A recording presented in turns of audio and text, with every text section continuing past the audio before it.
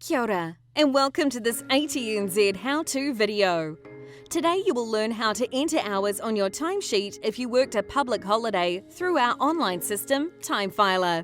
Open the Timefiler app, click on Timesheet and enter the week that your allowances are for. To add time, click Add. You can then enter the start and end times for your day. The app will automatically calculate your statutory breaks, so there is no need to do this yourself. Select the work type, Public Holiday. A red warning will appear requiring you to add a comment. Enter a comment to explain why you were working. This will remove the red warning, meaning that you can submit your timesheet.